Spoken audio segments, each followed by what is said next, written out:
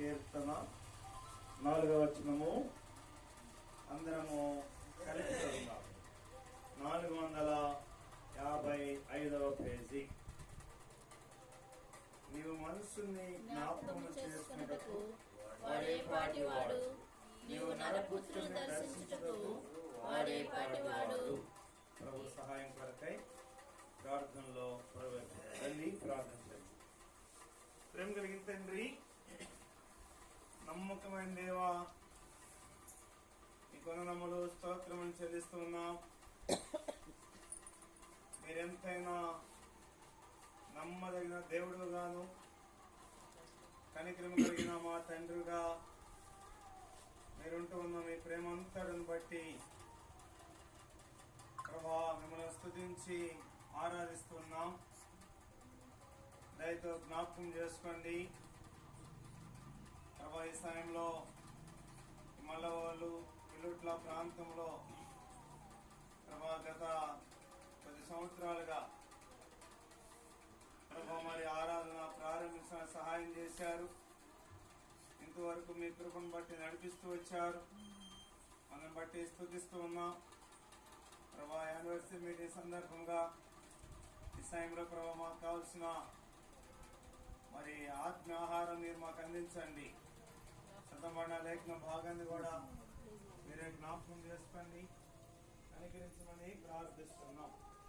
ప్రభా ప్రతి అక్కరను తీర్చండి, సహాయం చేయమని ప్రార్థిస్తున్నాం. అన్ని విషయాల్లో ప్రభా తోడుగా ఉండండి, కనికరించమని ప్రార్థిస్తున్నాం. మీ చిత్తానుసారంగా జరిగించండి. నిలబడుతున్న మీ దాసులను బలపరచండి. ఇప్పుడు వచ్చిన ప్రతి ఒక్కరిని పేరు పేరున మేలు కొరకు జ్ఞాపకం చేసుకోండి. స్థానికంగా పరిచయం చేస్తున్న మరి దానియల్ బ్రదరు ప్రభా మరి దెబోరా సిస్టర్ మరి కుటుంబాన్ని కూడా జ్ఞాపకం చేసుకోండి, సహాయం చేయమని. అన్ని విషయాల్లో కృప చూపించమని యేసు క్రీస్తు నామమున ప్రార్థించి పెట్టుకుంటున్నాం తండ్రి. ఆమేన్.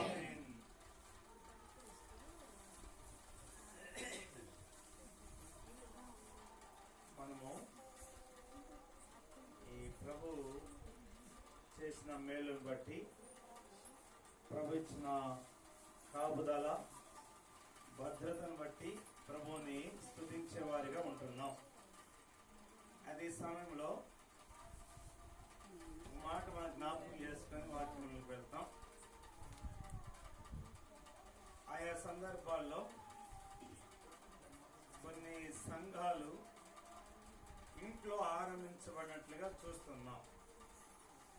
ఫిలోమోను రాసిన పత్రికలో కూడా ఆ మాట మనం చూస్తాము. రండి.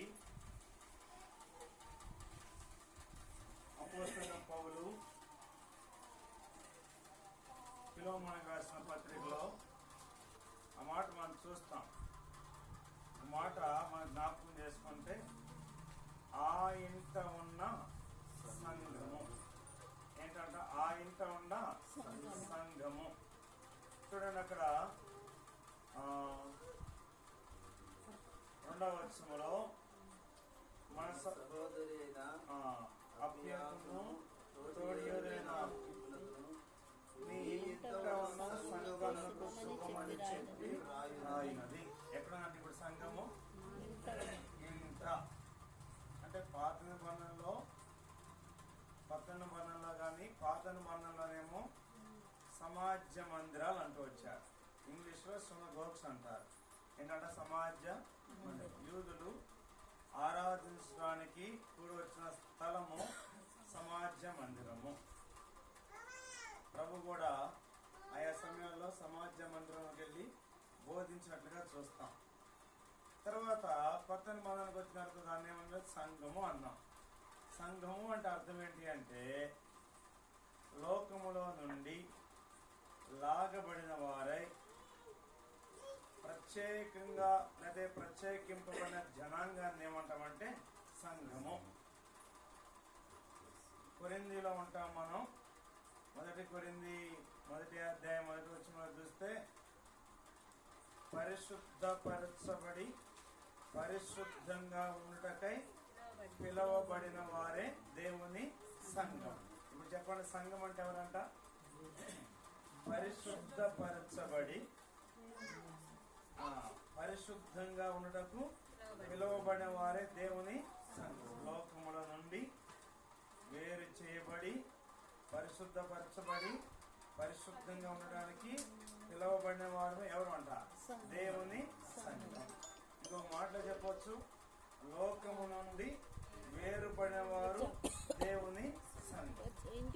వారు ఇద్దరైనా కావచ్చు, ముగ్గురైనా కావచ్చు, ఎక్కడ ఇద్దరు ముగ్గురు నా నామమున కూడి ఉంటారో వారి మధ్య నేను ఉంటాను.